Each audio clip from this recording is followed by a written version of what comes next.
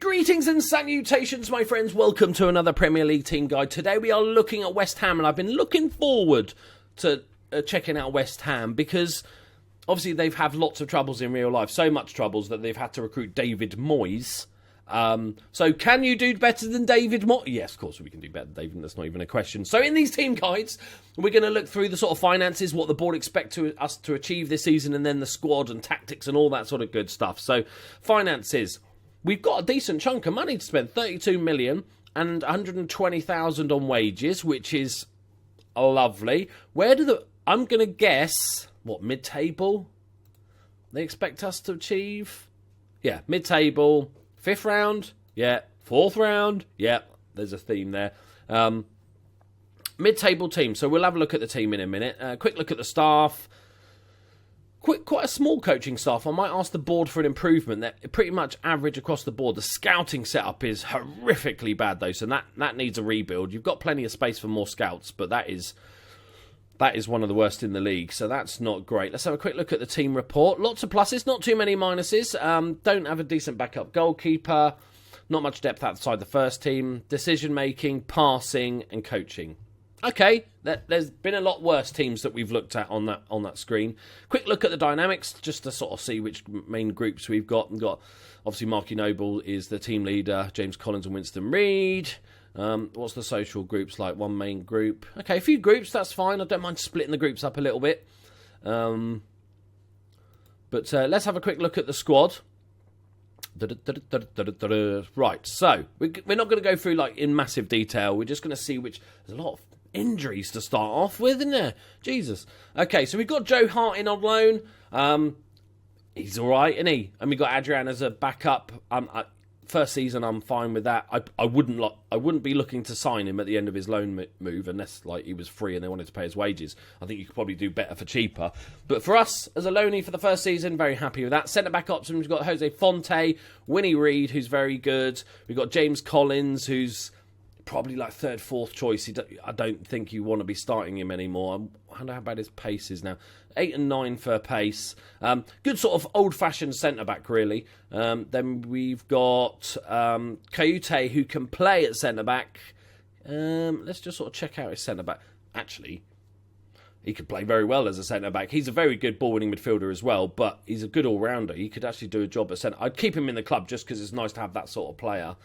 So, centre-back options, we've got Fonte and Reid as our first-choice centre-backs. I'm quite liking that. We've got Ogbonna, who's, I'm not sure if he's more of a, yeah, he is a centre-back option. So, centre-back-wise, we've got enough depth there, I think. Ogbonna is third choice, James, and then we've got Kayute that can do a job there, and then James Collins, you can just fill in when League Cup, right? James Collins, welcome to the League Cup team. So, right back option, we've got Zabaleta now, who's 32 now, getting on a bit, lacking a bit of pace. He'll do for a season, I think. He's only just joined, hasn't he? So we can't palm him off anywhere. We've also got the youngster from Leeds, Sam Byram, who's actually been a bit downgraded this year. He looks all right. No, he looks all right. He's only 23. I think he's a very good player. He's going to improve as well, so that's not too bad. So he could potentially just take over from Zabaleta. Left back, we've got Aaron Cresswell, who I really like, and we've got Matsuaka, who I have no idea about, but he looks all right as a backup option. Another youngster as well in the squad who's going to improve. Like to see it. So fullback's not too bad. Right side is maybe a little bit weaker. So, but defensive-wise, not too bad a setup. There's no obvious big holes in the team in the setup. So, I can already see the problem here. Central midfield, we are lacking just pure numbers. We've got Marky Noble. I think if you're managing West Ham, you're legally obligated to play Mark Noble. Then we've got Pedro Aubameyang, who's a good central midfielder. What sort of roles is he like? A bit of deep line playmaker. What would Mark Noble be? Box to box? Deep line playmaker, okay. Yeah. But he's so versatile, he can pretty much play any of the roles you wanted him to. Nice to have that sort of players. And then we've got like pure central midfielders, Lanzini, who you wouldn't class as he needs to be playing further forward. There's just a massive central midfield hole in this team. But then we're on to the more attacking players. We've got Andre Ayew, who's all right. We've got Lanzini, who's very good. We've got Arnautovic, who's very good.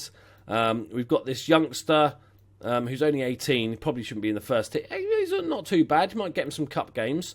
And then we've got Edmilson Fernandez, who's a Swiss international, under-21 international, only 21.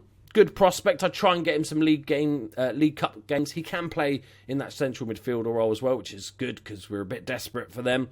Then we've got Big Andy Carroll, who's a good target man when he's not injured, but he is injured a lot. So I would either, if you're not going to play a target man, get rid of Andy Carroll. If you're going to play a target man, get another player that can also play target man for when Andy Carroll's dead, because that will happen quite a lot. Then we've got Chicharito, who I really rate. I actually wish Liverpool picked him up because I think he's really good.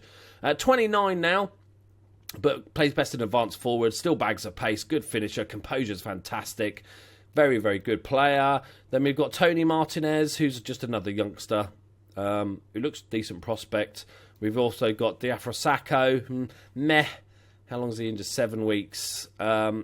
He might do a job. He's a target man, so I guess this could be your rotation with Andy Carroll if you're going to use the target man option. So for me, this is really quite clear as to what we do. We need central midfielders. There's not many great tactics that don't have central midfielders on. Like even there, just playing with a standard 2 central midfielders, as the assistant suggests. We've got Noble Aubameyang, perfectly good. But then afterwards, we've got this youngster.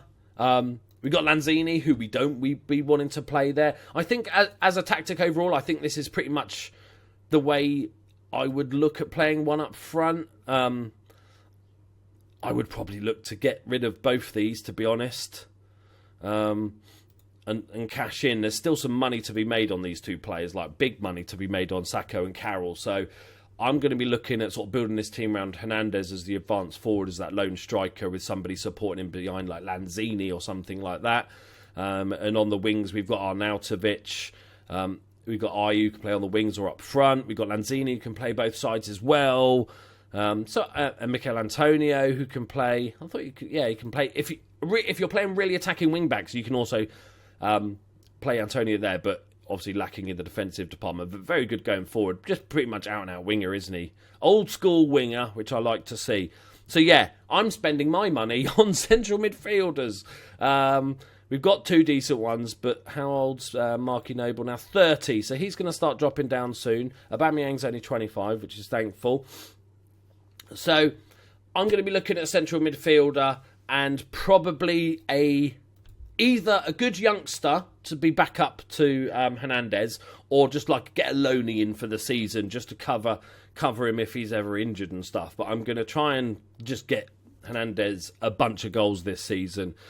Maybe look out to loaning somebody like this guy out for a season, get him lots and lots of games. So obviously the key men for this team is Lanzini, Hernandez. I think Cresswell was going to be great delivery as well. Because the good thing about Hernandez is that he plays best in as advanced forward, but he's got amazing heading as well. He's not the biggest, that's why his jumping reach is only 10, but he's a brilliant header of the ball. He's scored a shit ton of goals with his head. So a good all-rounder, actually. I'm very happy with this team. I'm going to have a central midfielder and a striker to back up Hernandez. And then if I was to make a shit ton of money, because we've got 40 million? We've got 32 million, plus Andy Carroll, 25, optimistic. Let's say, even if you just had 10, because no one wanted him, and then Sakho, 10, we've got a chunk of money. So then that's the case. I might be looking at getting another central midfielder in, or even just sending Joe Hart back and getting in a proper number 1 goalkeeper. I don't like relying on loanies if I have to. I like having loan players in my teams. But in the Premier League, if I've got loan players, I want them to be backup. I want to be developing my own players if at all possible. Let's have a quick look in the under-23s to see if there's any super-duper stars. We've got Reece Oxford, who's obviously a big talent. Oh, another bloody injury. A central defensive talent who's on loan at Borussia Mönchengladbach at the moment. I didn't realise that. That's quite a random place to go. But this guy comes back next season, he can replace James Collins, basically. There might be some others here. Make sure you look through this. We've got Snodgrass, who's out on loan. You're probably just going to be looking to sell when he comes back. Got Reece Burke. There might be some others there, so make sure you do check through all of them. Don't just rely on scouts. And then we've got a Dutch 4.5-star potential winger stroke inside forwardy person. Needs some help. Needs some work on things like passing and work rate and stuff like that. But has some decent stats, decent amount of pace. He's only 16, remember. So mould him, get in some tutoring and do all that sort of good stuff because he could become a very good player. There we go, my friends. There's my mini guide for West Ham. Let me know what you sort of think. If you're managing them in the game, drop any tips in the comments below. Players you've signed, players who did really badly, and all that sort of good stuff, and help out other people wanting to manage West Ham. See if you can do a better job than the previous managers. Shouldn't be hard. I think turning up would be a better job than the previous managers, but that's all good. Thank you very much for watching, guys. I'll see you in the next one. Bye-bye.